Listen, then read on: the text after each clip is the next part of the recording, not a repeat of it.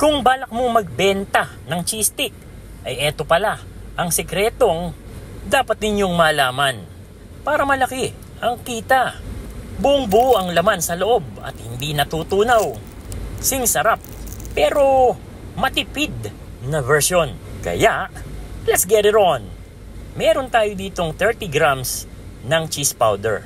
Nalalagyan natin ng harina, konting asukal at tubig. Dito pala sa mixture na ito ay makakagawa ka na ng 120 pieces na cheese stick. O diba? Sa konting puhunan, ay marami ka na palang magagawa. Pagkatapos nga nating haluin at matunaw itong ating cheese mixture, ay eto at binuksan na natin ang ating kalan. Sabay lalagyan natin ng butter at 1/4 cup ng cheese na totoo.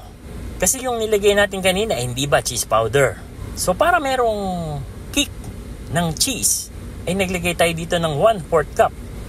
At hinalo-halo natin ito hanggang sa ito ay lumapot na kagaya nito. Medyo mamasa-masa pa nga yan.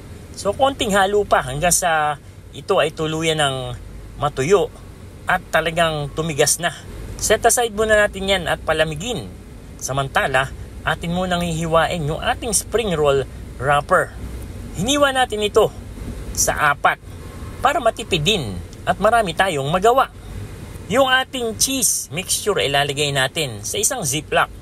Kung meron naman kayong piping bag, ay yun ang gamitin ninyo.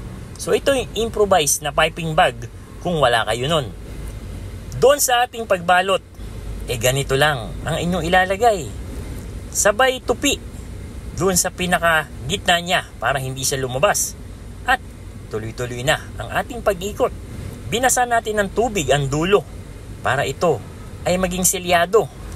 At oras na para naman sa ating pagpiprito. Teka muna, kung ikaw ay bumibili ng cheese stick sa kanto, magkano na ba ang bentahan nito? Paki-comment mo naman dyan para meron kaming idea kung sino man ang magbibenta dito. At sa sausawa naman ay kayo na ang bahala. Dito ay naglagay lang ako ng mayonnaise. Pero yung mga binibenta sa kanto ay naghahalo lang sila ng mayonnaise at ketchup na nilalagay nila sa squeeze bottle. And there you have it, K&D Nation, mga kadadilicious. Ito yung ating version ng pangbentang cheese stick. Hindi mo kailangan gumamit ng tunay na keso para balutin. Tamang diskarte para malaki kitain.